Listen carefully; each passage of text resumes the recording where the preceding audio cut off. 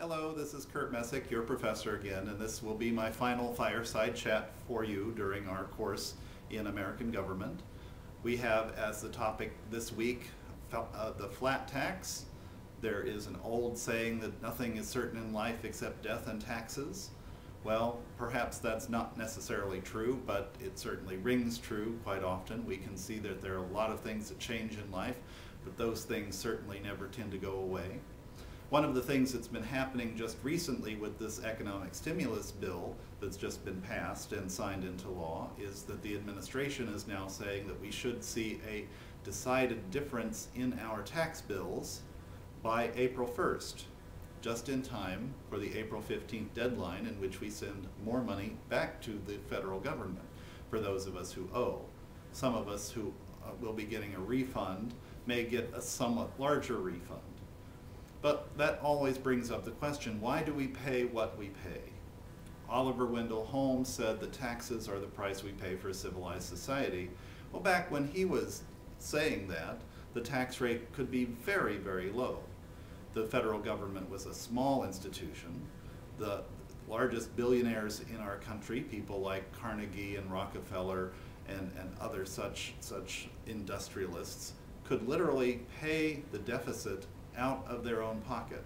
If they had taken their fortune and paid down the deficit, the entire federal debt indeed would be gone.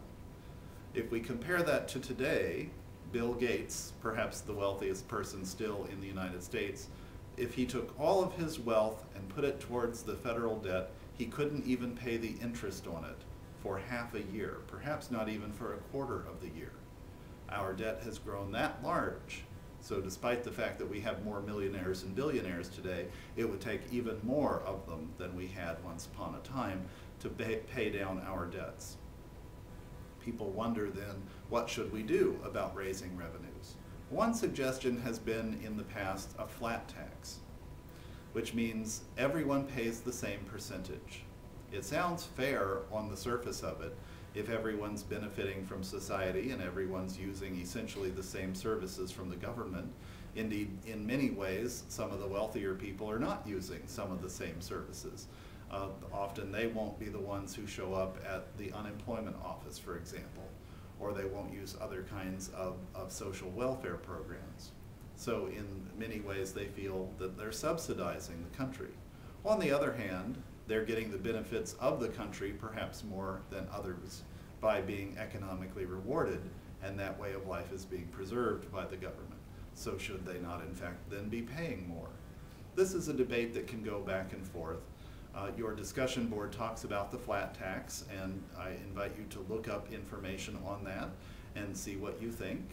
Is it a good thing? Is it a bad thing? Is it something we should be considering? I'm leaving the inauguration board open through the end of the class, so if you want to put something up for extra credit relating to the inauguration or the first month in office of Barack Obama, please feel free to do so. What do you see as positive trends? What do you see as negative trends? What do you see as hopeful signs, or what do you see as problematic signs? There's certainly no absence of opinion on the cable news networks or on the internet, but I'd like to also hear what you have to say as well. So you might find a commentator or two along the way and see what they say and see if you agree or disagree. Sometimes I found more productive writing comes out of finding someone I disagree with, and then I can talk about why I disagree with them. So if you're someone who always watches Bill O'Reilly, you might tune in to Keith Olbermann and see what he has to say and then say why you disagree. On the other hand, if you're someone who always watches Keith Olbermann and Rachel Maddow, you might go then over to Fox News and see Bill O'Reilly.